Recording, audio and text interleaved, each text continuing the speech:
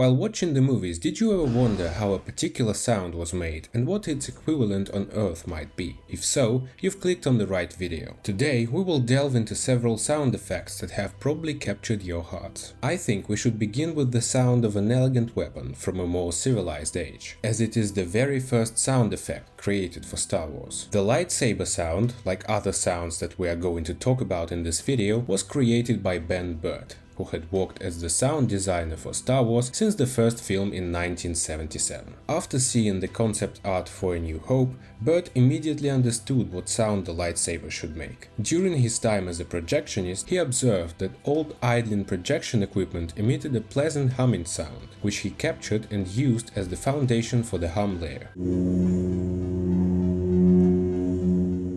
Subsequently, Burtt was aiming to improve the humming sound by adding buzz to it. One day, he was walking around the room with a microphone and accidentally put it close to an old TV, which resulted in the noise he was looking for.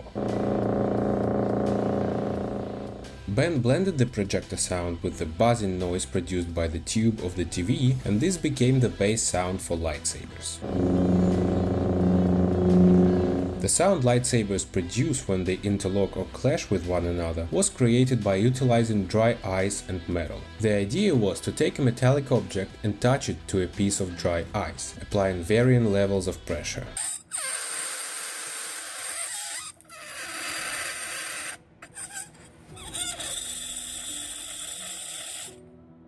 This created a hissing and crackling sound that was later pitched down or up, resulting in a variety of lightsaber interaction sounds. As for ignition, it is very complicated. I spent a tremendous amount of time studying articles, videos and various interviews, but I couldn't find a definitive answer on how the sound of igniting or deactivating a lightsaber was created. The sound varied from character to character and even from scene to scene.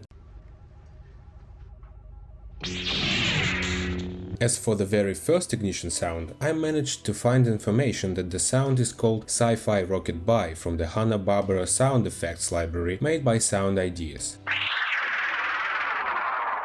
Ben Burtt increased the pitch of the sound, resulting in the effect we all know. Regarding the sound of the Sith lightsaber ignition, it's even more complex. The first time it could be heard was in The Empire Strikes Back, when Vader fought Luke in Cloud City.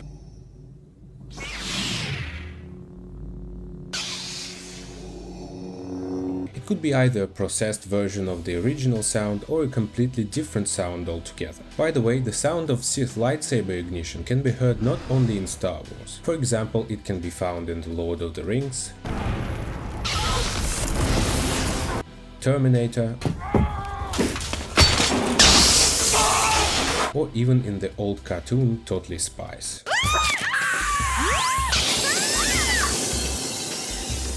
However, the exact nature of that sound remains a mystery. It might be the sound of a plain life vest, but I'm not certain at all, even though Disney used this inflating sound in The Last Jedi. If you know the answer, please share your knowledge in the comments.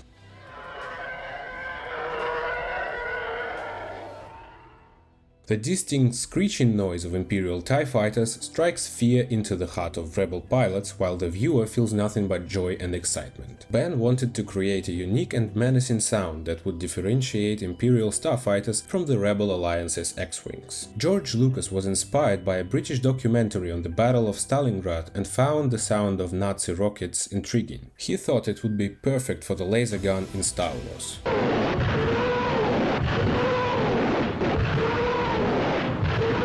Ben Burtt obtained a copy of the documentary and sought to recreate that sound. He went through the 20th Century Fox sound library, where he found recordings of some elephants that had been done for an Errol Flynn movie, The Roots of Heaven.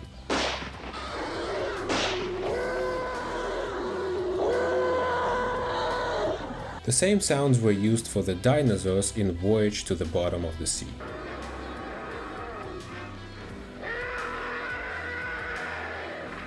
After making a copy of that recording, Bert realized that when he slowed it down and stretched it out, he ended up with a sound similar to the rocket one in the World War II documentary. After manipulating the elephant recordings, Bert mixed them with a sound that came from passing cars during a rainstorm as they sped through puddles in front of the motel where he was staying. The sound effect, which was originally intended to be a blaster sound, received great reviews and eventually became the iconic sound for the TIE Fighter's engine. Visual effects art director George Johnston compared the sound of TIE Fighters to German bombers. He said, and I quote, "During World War II, the super dive bombers had an artificially created siren wail created by air ducts. They didn't serve any purpose except to create this noise which would terrify people."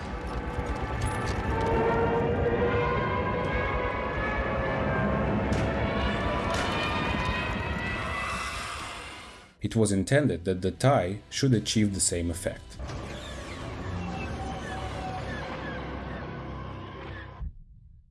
The concept during the production of Episode 2 was that the bomb would absorb all surrounding sound and then release it in a sonic explosion, resulting in the shockwave effect heard in the explosion sound. However, it was never revealed what exactly created that twang sound. In an interview, Ben Burtt mentioned that he had wanted to create something similar since the time of A New Hope. Burtt aimed to create an explosion that would simulate the effect of delayed sound in space, which he referred to as an audio black hole. Ben created several similar sounds for exploding TIE fighters, but George Lucas didn't approve of them, so the research was halted. When it came time to do the sound design for Attack of the Clones, Ben and his team felt a sense of helplessness. They wanted to enhance the effect from 1977 and were searching for a suitable sound that would precede the actual explosion. After analyzing hundreds of different explosion recordings, they had the idea to do something unconventional, to have no sound at all in that moment. In the end, the absence of sound really brought that moment together and made it sound unique. When they released the film, the quality control department thought there was an actual error in the film. They noticed a momentary drop in audio, but Ben assured them that it was intentional and meant to enhance the scene. Ultimately, George Lucas was very pleased with the explosion sound, not to mention the audience who witnessed that scene in movie theaters.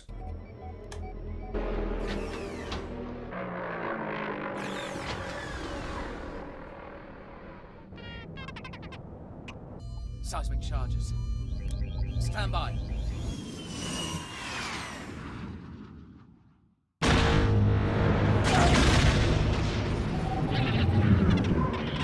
If you've made it this far, I want to thank you. I've spent a lot of time researching various sources in search of information, and I would appreciate it if you could show your support by liking this video. Leave a comment about which sounds you would be interested in learning more about, and who knows, maybe there will be a second part to this video. Thank you for watching, and I'll see you in the next one. Oh, and feel free to subscribe to the channel as well. See ya!